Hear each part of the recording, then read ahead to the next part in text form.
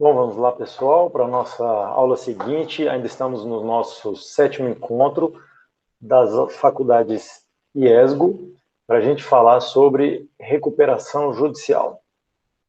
A gente viu na aula anterior o início do procedimento da recuperação judicial. E, normalmente, ela termina com uma decisão de deferimento. É claro que o juiz pode indeferir o pedido de recuperação judicial, mas ela termina com o deferimento da recuperação judicial. Se o juiz deferir, o devedor fica com um prazo de 60 dias para apresentar o seu plano de recuperação judicial. Então, para essa aula, em que se inicia a fase deliberativa, o nosso plano, nosso roteiro de aula era, então, esse daqui. A nossa aula, nosso encontro sobre a fase deliberativa, então, está aqui, nosso roteiro de estudos. A gente vai ver a fase de apresentação do plano e a sua análise, tanto pelo juiz quanto pelos credores.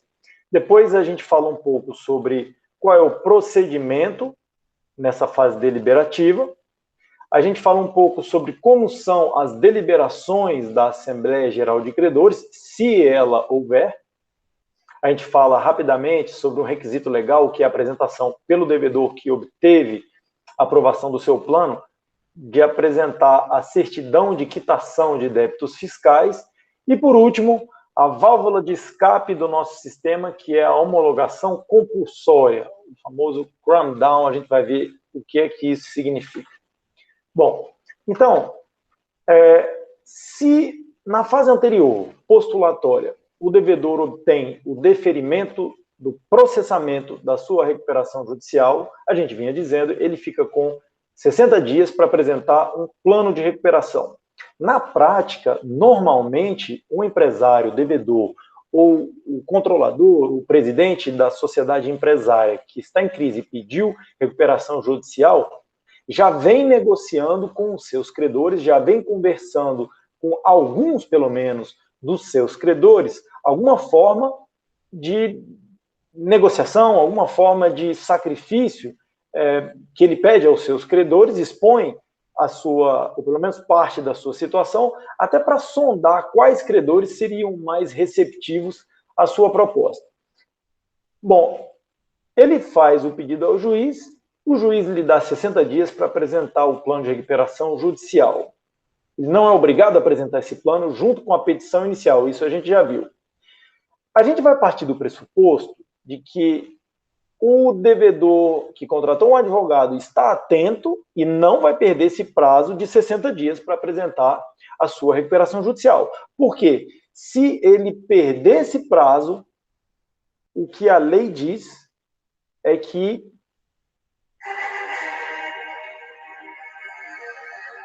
não, é brincadeira, gente.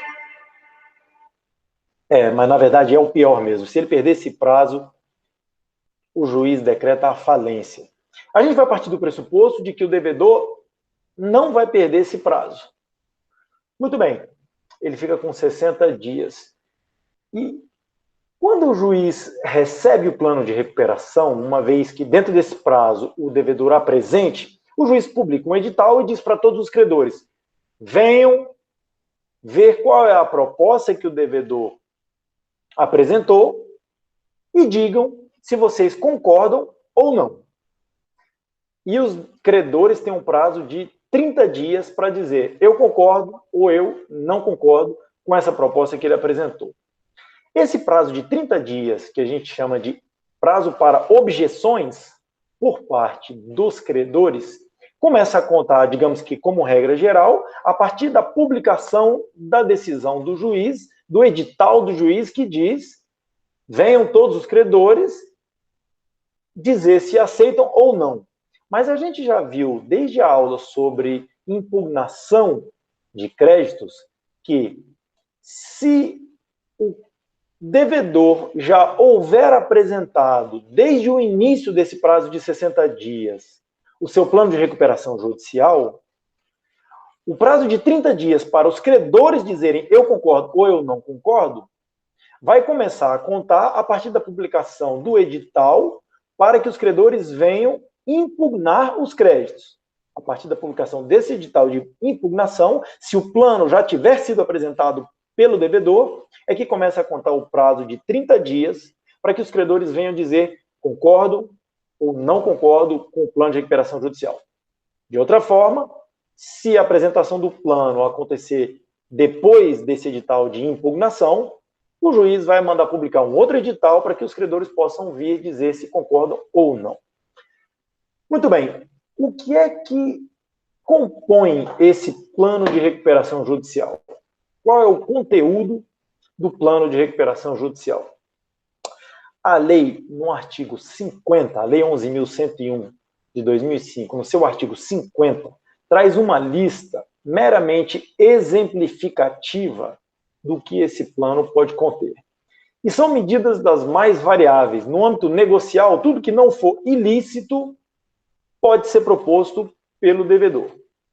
Ele diz, por exemplo, que ele quer mais prazo para pagar suas dívidas, dilação de prazo. Ele diz que ele quer redução de juros.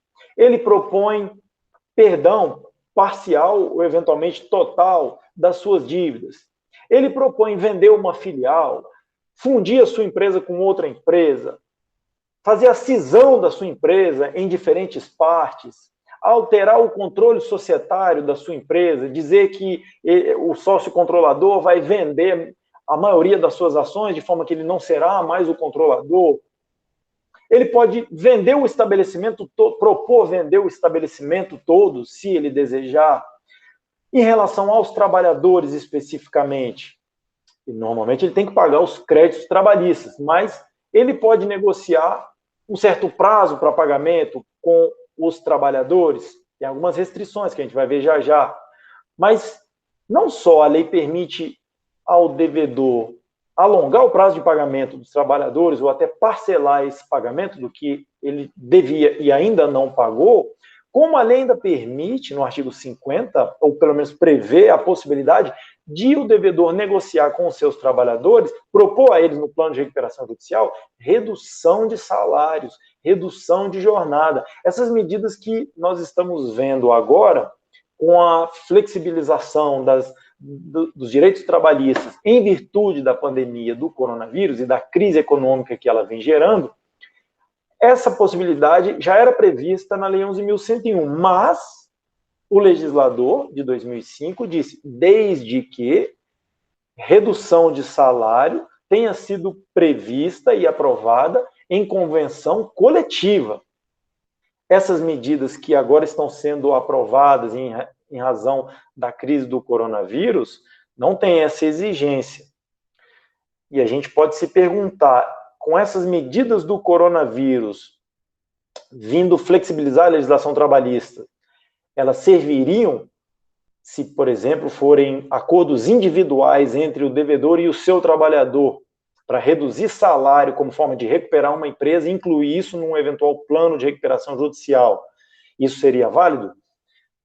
A minha interpretação é de que essas novas medidas estão vindo num momento especial, são medidas totalmente excepcionais, enquanto que a lei de recuperação judicial é uma lei especial para tratar de solucionar uma crise, no caso de um empresário ou sociedade empresária, haver ajuizado uma ação, uma petição de recuperação judicial. Então, eu entendo que, no caso da lei, o devedor poderia incluir redução salarial desde que isso haja sido aprovado em convenção coletiva.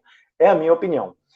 É claro que é possível que algum juiz, no futuro, recebendo uma petição de recuperação judicial e uma proposta de plano de recuperação por parte de algum devedor em que esteja proposta a redução salarial, tive que algum juiz, diante dessas novas medidas, diga, houve acordo individual entre o empregador e o empregado, então vou considerar válida essa medida proposta no plano. Sempre é possível, eu não concordaria com ela, pelas razões que eu já disse, mas, enfim, a regra da Lei 11.101 é a possibilidade de redução de salários para solucionar a crise pela qual o devedor está passando, desde que isso haja sido aprovado em convenção coletiva. Enfim, ele pode propor no seu plano de recuperação judicial todas as medidas que não sejam ilícitas, segundo o nosso ordenamento jurídico. Há restrições? Sim. A própria lei colocou restrições a essa possibilidade ampla que o devedor tem de incluir propostas no seu plano de recuperação judicial. A primeira restrição é em relação justamente aos créditos dos trabalhadores. A lei diz, como eu expliquei agora há pouco, o devedor pode propor alongar o prazo de pagamento de créditos que já existam, créditos trabalhistas que o devedor não pagou. Ele pode parcelar, pode prever o parcelamento, mas a lei diz que créditos trabalhistas ou decorrentes de acidentes do trabalho vencidos até a data do pedido de recuperação judicial têm que ser pagos até 1 ano. Então, nesse plano de recuperação judicial, o devedor tem que propor 1 ano para pagar todos as suas dívidas trabalhistas. E uma segunda restrição que se sobrepõe a essa primeira, ainda sobre créditos trabalhistas. O que for direito do trabalhador e que houver vencido até 3 meses antes do pedido de recuperação judicial e que for relativo estritamente a salários atrasados, o devedor tem apenas 30 dias para pagar aos seus trabalhadores. Então, créditos trabalhistas, de um modo geral, tem até 1 ano para pagar tudo, mas créditos trabalhistas que se refiram estritamente a salários, o devedor tem até 30 dias para pagar o que houver vencido durante os 3 meses anteriores ao pedido. Certo? E a lei ainda diz que num limite de 5 salários mínimos por trabalhador. Na minha interpretação, se o devedor desejar, ele pode pagar, pode inscrever no plano que ele vai pagar até 30 dias, mais do que 5 salários mínimos por trabalhador. Eu entendo como uma liberdade do devedor em fazer isso. Mas, se ele quiser se limitar a pagar durante esses 30 dias apenas até 5 salários mínimos, ele está cobertado pela disposição da Lei 11.101. Tá certo? Bom, isso então em relação ao plano de recuperação judicial. A gente fala agora sobre o próximo tópico, que seria o procedimento de recuperação, o procedimento da fase deliberativa, está aqui. A gente fala sobre a homologação do plano no caso de não objeções ou o caso de haver objeções apresentadas, e a gente ainda vê uma controvérsia sobre a manifestação do próprio juiz acerca da viabilidade do plano de recuperação judicial eventualmente apresentado pelo devedor. Muito bem. Então, o devedor apresentou o seu plano de recuperação judicial lá no prazo. O juiz não decretou a falência dele. Ele cumpriu o prazo de 60 dias. Se ninguém se manifestar contrariamente, se nenhum credor disser, eu discordo, eu quero receber o meu crédito integralmente conforme eu tenho direito, se ninguém disser nada, o juiz homologa o plano e diz, está aprovado. Ninguém discordou dentro do prazo de 30 dias que os credores têm para dizer se concordam ou não. Todo mundo ficou em silêncio, ninguém falou nada, então o seu plano está aprovado. Ele homologa e o devedor entra numa nova fase, que é a fase de execução do plano. Ele começa a cumprir o que ele prometeu que ia pagar. A questão é se algum credor se manifesta contrariamente, ou seja, se algum credor manifesta sua objeção ao plano de recuperação judicial. Se pelo menos um credor disser, eu não concordo, o juiz tem que convocar a Assembleia Geral de Credores para que os credores todos se reúnam e deliberem se aceitam ou não a proposta apresentada no plano pelo devedor.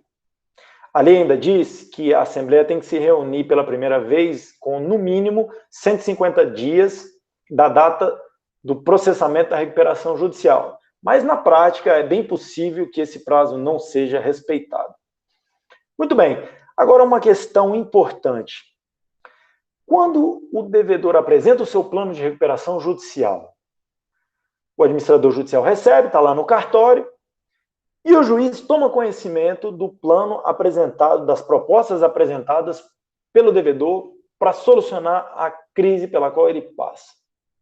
O juiz, ele teria a possibilidade de olhar o plano e decidir que ele não aceita aquelas propostas ou pedir para o devedor apresentar novas propostas, porque o juiz entende que elas não são suscetíveis, elas não são capazes de solucionar a crise pela qual o devedor está passando? Essa é uma questão extremamente debatida no nosso ordenamento jurídico. O que acontece, e nós vamos voltar a falar sobre isso, quando, uma vez terminada a aula sobre fase executória da recuperação judicial, a gente vai ver alguns dados estatísticos sobre o sucesso que esse procedimento, que está em vigor desde 2005, tem tido no Brasil. E a verdade é que existe, de fato, um grande debate, eu chamaria de sociologia judiciária, no qual vários juízes querem ter o poder de ou bloquear algumas propostas do devedor, ou dizer ao devedor que, por aquele plano, ele não consegue solucionar a crise da sua empresa. E, provavelmente, aquele plano vai resultar numa rejeição e, consequentemente, numa falência. E aí, para que fazer todas as partes perderem tempo, perderem dinheiro, remunerar os atores judiciais, vocês já viram, não é barato. O juiz, alguns juízes pelo menos, insistem nesse debate em dizer: eu recebo todos os dias na minha vara, ou com uma certa frequência na minha vara, pedidos de recuperação judicial. A minha experiência como juiz me conduz a concluir que determinadas propostas, considerado o contexto econômico dentro do qual o devedor atua, não vão funcionar.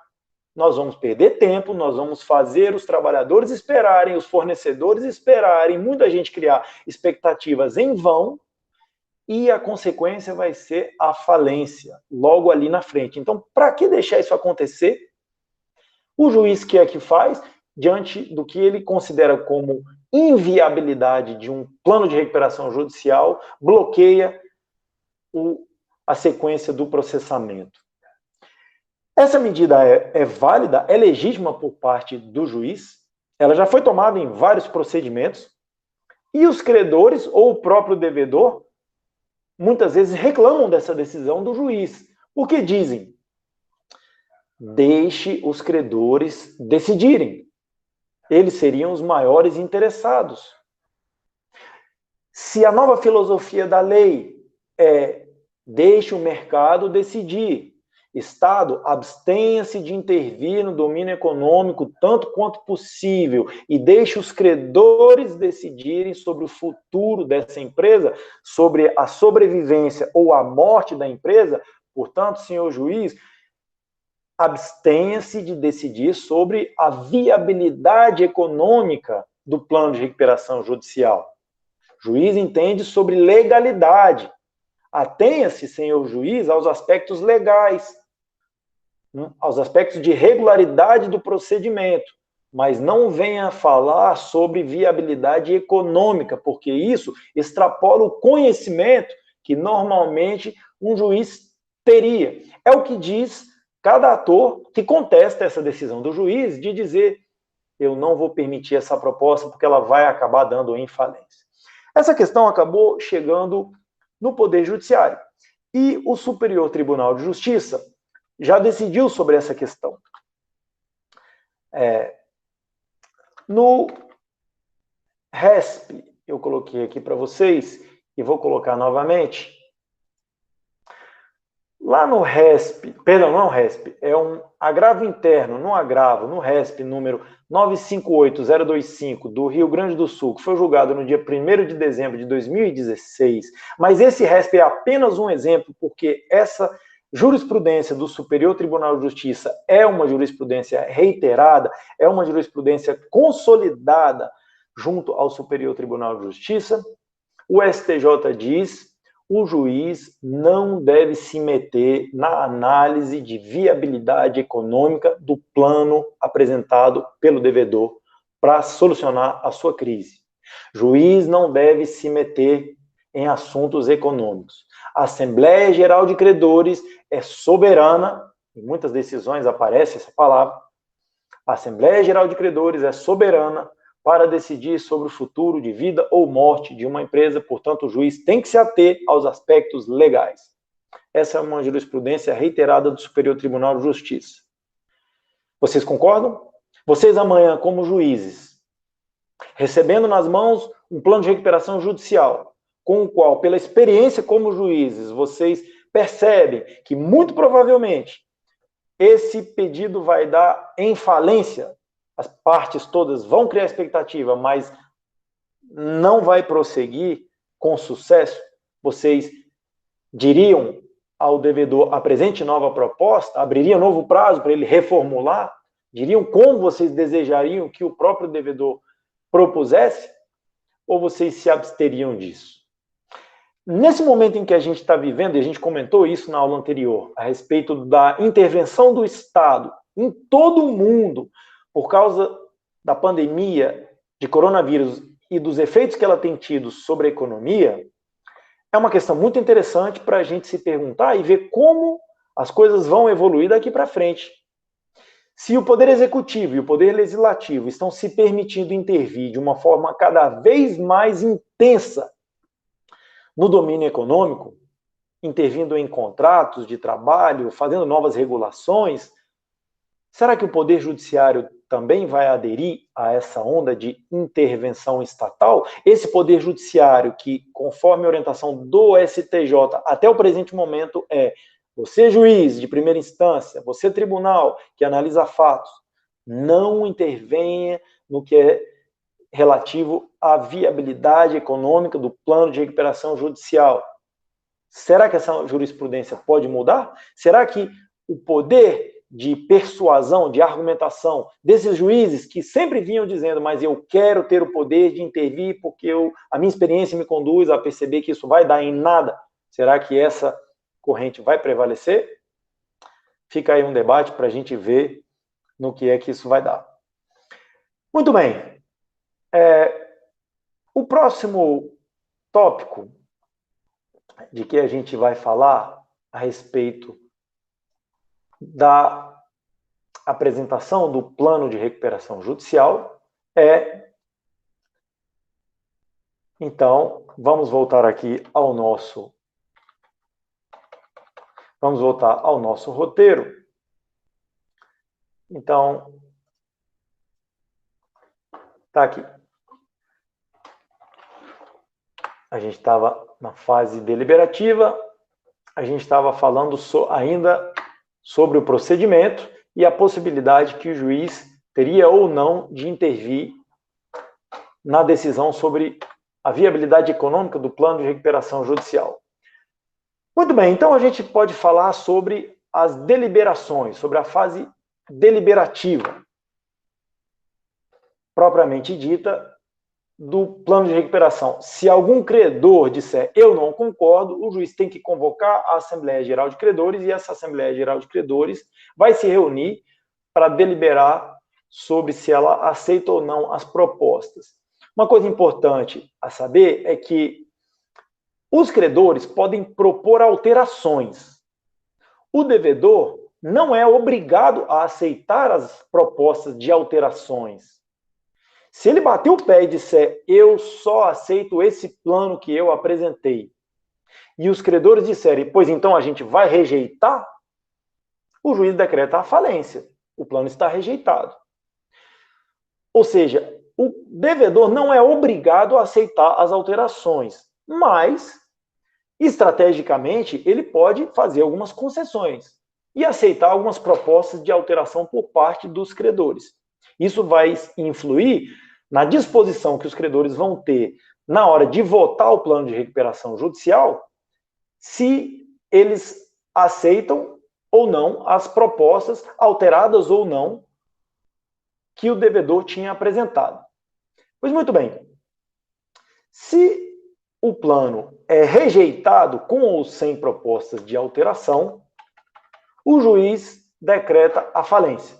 Mas se o plano é aprovado, se o plano de recuperação judicial é aprovado, então o juiz determina, antes de dar a decisão de concessão da recuperação judicial, antes de homologar o plano de recuperação judicial, para que o devedor possa começar a executar o seu plano, a lei diz que o juiz pede para o devedor apresentar, ou o devedor tem que apresentar espontaneamente, uma certidão de quitação de débitos fiscais.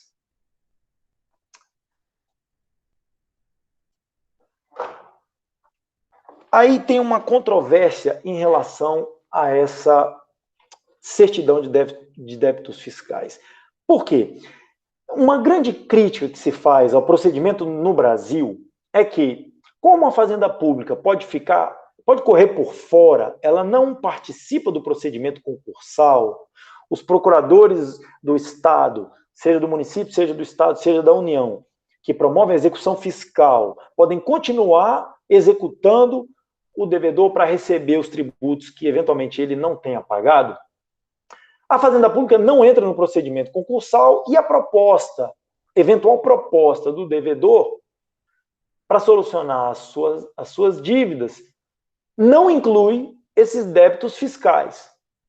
O que significaria, em princípio, que o devedor teria que pagar todos os seus tributos.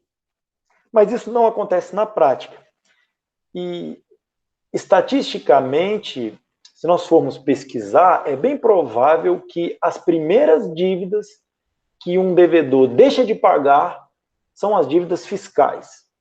Normalmente, quem tem experiência diz, o devedor procura pagar sempre as dívidas que estão mais, das pessoas, dos contratantes, dos credores que estão mais próximos dele, aqueles de quem ele tem mais necessidade de que o negócio continue, de que o contratante não decida entrar na justiça ou executá-lo. E o Estado fica em último lugar. O problema é que, normalmente, como as dívidas fiscais não integram o plano de recuperação judicial, é muito frequente que um plano de recuperação seja aprovado, depois de muita discussão, depois de muita deliberação, mas o devedor continue com um volume altíssimo de débitos fiscais. E quando vem a Fazenda e consegue executar, eventualmente tomando bens do devedor, uma vez terminado o procedimento da recuperação, ele não consegue se recuperar, porque ele precisa daqueles bens que agora estão sendo usados para pagar as dívidas fiscais, para poder continuar a sua empresa. E se ele não pagou os seus tributos, todo o esforço de recuperação judicial vai por água abaixo. É uma crítica que se faz ao sistema brasileiro. Pois muito bem. A previsão legal é, para que o juiz homologue o plano aprovado pela Assembleia Geral de Credores, o devedor tem que apresentar uma certidão de quitação de débitos fiscais, o que nos conduziria a pensar que o devedor tem que ter pagado todos os seus tributos antes de propor o plano de recuperação judicial. Não é o que acontece. E a lei diz que, alternativamente, o devedor pode parcelar, por exemplo, as suas dívidas, segundo algum programa de parcelamento de dívidas. Só que vocês devem conhecer, em direito tributário, vocês estudam, a possibilidade que existe de um devedor da Fazenda Pública parcelar os seus débitos. Isso depende de uma proposta do executivo local, seja ele o município, seja ele o Estado, seja ele a União, e também depende de uma lei municipal, estadual ou federal que preveja a possibilidade de descontos de tributos ou de parcelamento no pagamento desses tributos. O refis, que vocês já devem ter ouvido falar, é um exemplo. Quando a Lei 11.101 diz expressamente que, alternativamente, a apresentação de certidão de quitação de débitos fiscais, o devedor também pode participar de algum programa de parcelamento de débitos, o legislador não está se referindo a essas várias leis que ao longo do tempo existem para que ele possa parcelar as suas dívidas. O Superior Tribunal de Justiça teve que se manifestar em relação a isso, e o STJ disse que quando a Lei 11.101, uma lei especial, disse que o devedor pode parcelar os seus créditos, o legislador estava se referindo a uma lei especificamente aprovada pelo ente federativo credor daquele tributo, para que o devedor possa, dentro de um procedimento de recuperação judicial, parcelar os seus tributos. Então, se o devedor ajuizou na comarca onde tem o seu principal estabelecimento, uma recuperação judicial, teve o plano de recuperação aprovado pelos seus credores, e ele deve tributos municipais, para ele poder parcelar esses tributos municipais, diz o STJ, dentro da sua recuperação judicial, diz o STJ, tem que existir uma lei do município que preveja a possibilidade de parcelamento dos tributos municipais. A mesma coisa valeria para o estado no qual o devedor tem o seu estabelecimento principal e ajuizou a sua ação de recuperação judicial. E diz o STJ, enquanto no Brasil tem mais de 5.000 municípios, enquanto cada município, ou aquele município no qual o devedor está litigando e ao qual ele deve o tributo, não tiver adotado uma lei específica, o devedor está liberado de apresentar a certidão de quitação de débitos. Entenderam? Então, eu sou um empresário, fiz um pedido de recuperação judicial, meu plano foi aprovado. A lei diz eu tenho que apresentar a certidão de quitação de débitos fiscais para o juiz homologar e eu começar a cumprir meu plano. Mas, alternativamente, eu posso parcelar os meus débitos. Ora, eu estou devendo, por exemplo, ICMS. Mas no estado onde eu moro, não existe, onde a ação foi ajuizada, não existe uma lei específica para parcelamento de ICMS por parte de devedores em recuperação judicial. O STJ diz, enquanto aquele Estado não adotar, enquanto a Assembleia Legislativa daquele Estado não adotar uma lei específica para parcelamento de dívidas fiscais dentro de um procedimento de recuperação judicial, o juiz está autorizado a homologar o plano sem apresentação dessa certidão de débitos fiscais. Eu vou colocar aqui na nossa tela para vocês verem uma decisão do Superior Tribunal de Justiça em que o STJ disse isso daí. Por exemplo, no agravo interno, no RESP número 958025 do Rio Grande do Sul, de 1º de dezembro de 2016, o STJ disse isso daí e é uma jurisprudência consolidada por parte do Superior Tribunal de Justiça. Ok?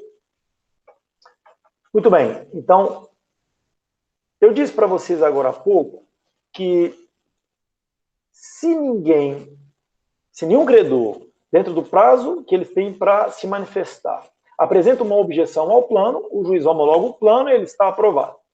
Agora, se um credor manifesta objeção ao plano e diz, administrador judicial, está aqui a minha objeção, eu não concordo, o juiz convoca a Assembleia Geral de Credores e os credores se reúnem para deliberar.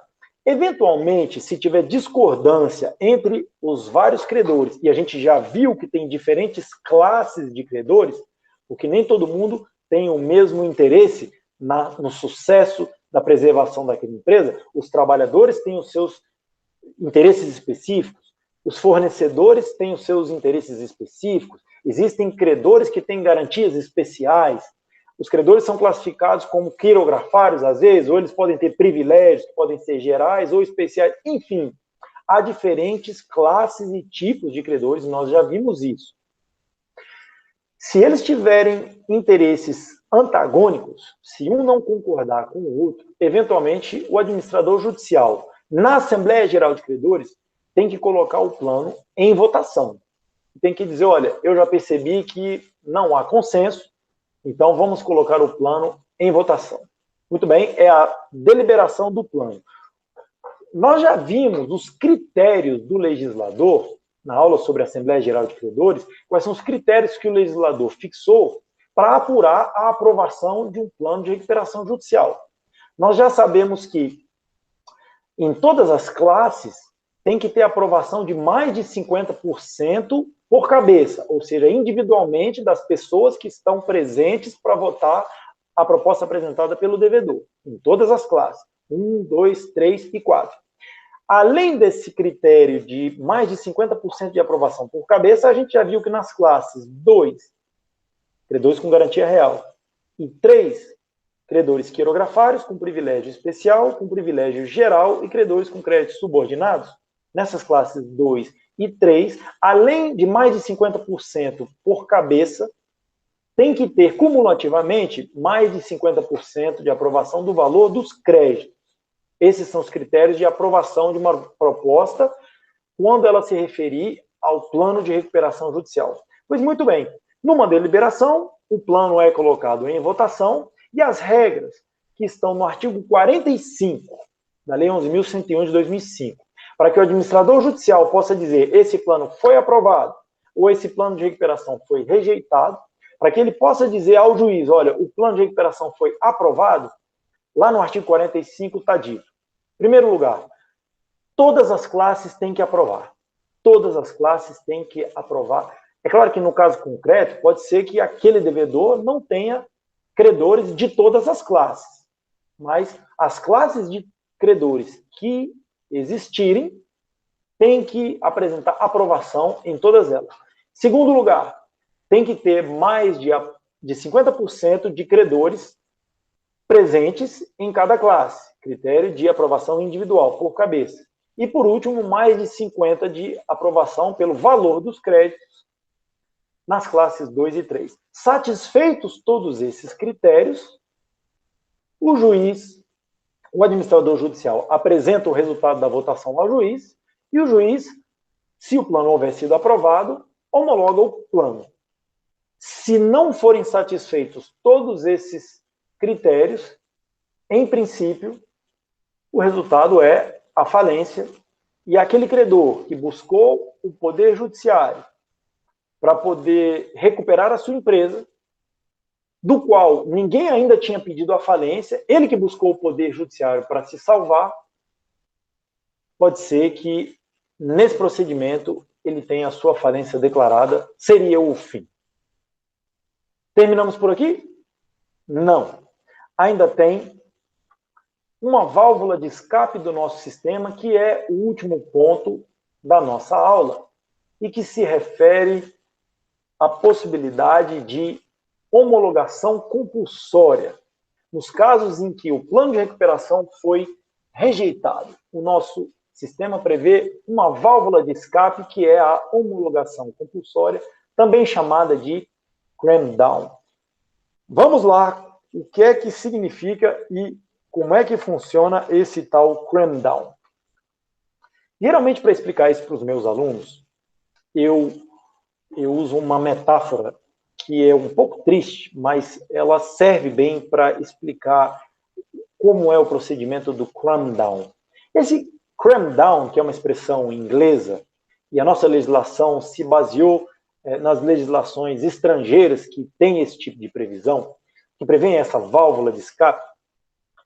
O cram-down funciona como a fabricação do patê de fígado de pato. Muita gente, quando eu falo em patê de fígado de pato, diz que nunca ouviu falar.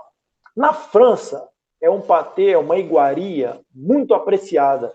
Se aqui no Brasil muitas famílias gostam muito de comer no Natal aquele peru de Natal, o famoso peru de Natal, na França, um prato muito apreciado nas ocasiões ritualísticas é o tal foie gras. Significa, uma tradução literal, fígado gordo. Na verdade, é o patê do fígado do pato.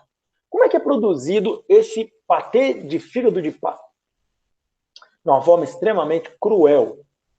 Pega-se um pato, abre-se a boca dele, e vai socando milho ou outro tipo de alimento até o pato engordar. Mas o pato já não está aguentando mais. Mas vai se socando mais milho na boca do pato para o pato engordar, engordar, e o fígado do pato ficar cada vez mais gordo, porque para fazer o patê, quanto mais gordo tiver o fígado, mais gostoso fica. É um procedimento relativamente cruel. Mas onde está a metáfora que eu quero dizer para vocês?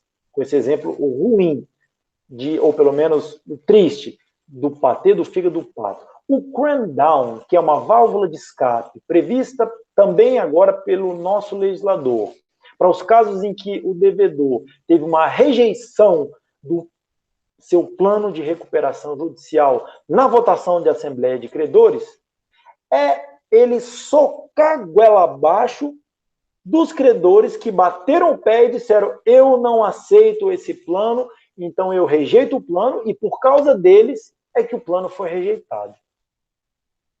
É uma forma de, dentro de alguns critérios, que nós vamos ver já já quais são, o legislador dá a possibilidade, uma vez terminada a votação da Assembleia de Credores, de o devedor pedir para o administrador judicial fazer uma nova contagem dos votos e dizer: se essa votação que aconteceu preencher determinados requisitos mínimos que o legislador previu na válvula de escape da homologação compulsória, o devedor consegue obrigar os credores que disseram não aceito a aceitar contra a sua própria vontade. É claro que, antes da gente ver os critérios, vocês já devem imaginar que esses credores devem ser minoritários. Em outras palavras, e em conclusão, se houver uma minoria de credores que disseram eu não aceito as condições propostas pelo devedor, o devedor pode pedir uma nova contagem dos votos que, se atender determinados requisitos mínimos,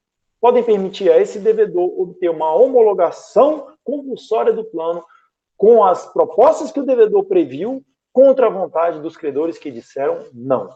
Muito bem? Esse é o famoso cram down.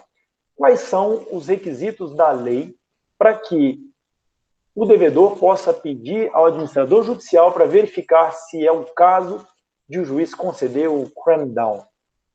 O artigo 58, parágrafo 1º da Lei 11.101 diz que, uma vez rejeitado o plano, esse mesmo plano que foi rejeitado pode ser aprovado pelo juiz, desde que, cumulativamente, em primeiro lugar, mais de 50% de todos os credores que estavam presentes na reunião de votação, se mais de 50% do valor dos créditos de todos os credores presentes, independentemente de classes, porque vocês já sabem que numa votação do plano, a votação se faz dentro de cada classe. Mas para o cram down, o primeiro requisito é: misturam-se todos os credores, todo mundo que estava presente e que votou, trabalhador, credor com garantia real, quirografário, microempresário. Se mais de 50% do valor dos créditos de todo mundo que disse sim, eu aceito, for preenchido, o primeiro critério está preenchido, o devedor pode ter uma esperança de obrigar os que disseram não a ter o seu plano aprovado. Primeiro critério. Segundo critério, pelo menos metade das classes que participaram da votação tem que aprovar o plano. Antes de 2014, quando o legislador brasileiro incluiu a quarta classe dos micro e dos pequenos empresários na lei, só tinha 3 classes: a dos trabalhadores, a dos credores com garantia real e todos os outros credores. E o legislador dizia, como segundo requisito para o juiz conceder a homologação compulsória, o cram down, tem que ter pelo menos 2 classes que aprovam. Mas e se só tivesse 2 classes? Aí o legislador dizia, então basta uma. Se metade aprovar, está preenchido o segundo requisito para o juiz conceder a homologação compulsória. Agora que são 4 classes, a gente pode se perguntar, e o que é que acontece se 2 classes dizem não e 2 classes dizem sim?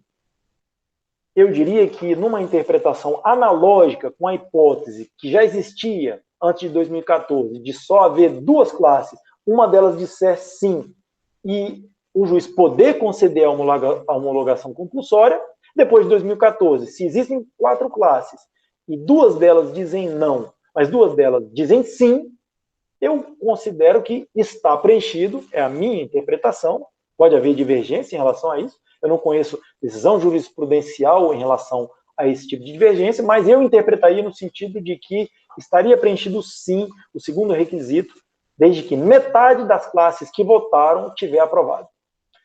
E o terceiro requisito para que o juiz conceda a homologação compulsória do plano de recuperação judicial, que em primeira votação foi rejeitado, é que na classe que rejeitou, ou nas classes que eventualmente tiverem rejeitado o plano, pelo menos 1/3 tem que ter aprovado. E esse 1/3 tem que ter aprovado conforme as regras do artigo 41, que diz que nas classes 2 e 3, além de aprovação por cabeça, também tem que ter tido aprovação pelo valor do crédito. Ou seja, se nas classes que rejeitaram, na classe que rejeitou, tiver pelo menos 1/3 que aprovou, conforme os critérios do artigo 41, estaria preenchido o terceiro requisito do artigo 58, parágrafo 1º, e apesar de o plano inicialmente ter sido rejeitado, o juiz pode conceder o cram down e homologar compulsoriamente, metaforicamente, socar a goela abaixo dos credores que disseram não o plano do devedor, e esse plano vai ser, então, aprovado judicialmente, vai ser homologado e ele pode começar a cumprir. Esse é o cram down. A última observação que eu teria é em relação aos credores ou o Ministério Público eventualmente desejarem impugnar essa votação. É possível, depois de uma votação, alguém não concordar com o que aconteceu ali e impugná-la? É possível sim. Mas o legislador resolveu incluir na nossa lei um dispositivo que diz: é possível impugnar por meio de agravo para que o Tribunal de Justiça decida a decisão que homologa o plano de recuperação judicial. Mas nenhuma votação em assembleia será anulada por causa de quantitativo do valor do crédito. Pode ser que alguém posteriormente à votação diga: ah, mas tal credor que estava presente disse que tinha R$1 milhão para receber e, na verdade, só tinha direito de receber 500 mil. E pode ser até que o juiz decida isso quando terminar de decidir aquelas impugnações aos créditos que nós vimos. Mas, se enquanto isso não acontece, um credor presente vota de acordo com o crédito que ele apresentou, e ele disse inicialmente que tinha direito a R$1 milhão, a votação o resultado da votação vai ser apurado conforme o crédito que ele disse que ele tinha direito. Mesmo que posteriormente se decida que o crédito dele era por um valor mais baixo, diz a lei, essa votação não vai ser anulada e o que tiver sido decidido nela vai prevalecer. Alguém pode criticar, mas o legislador entendeu que tem que prevalecer uma certa segurança jurídica nas votações. Reunir todos os credores numa assembleia de credores é um procedimento extremamente complexo e caro, e para que ele aconteça, antes de que ele aconteça, todas as partes têm que estar atentas a todas as questões de segurança da votação.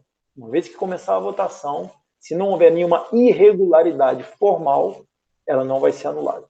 É a última observação que eu faria em relação a isso. Então, nós terminamos mais uma vez a nossa aula sobre a fase deliberativa. A nossa próxima aula vai ser sobre a fase executória do plano de recuperação judicial. Muito obrigado a vocês. Nos vemos em breve para a próxima aula. Quem gostou, dá uma curtida aqui. É brincadeira, gente. Eu estou assistindo vídeo demais do Whindersson Nunes, é por isso que eu estou falando isso. Um abraço para vocês. Nos vemos em breve.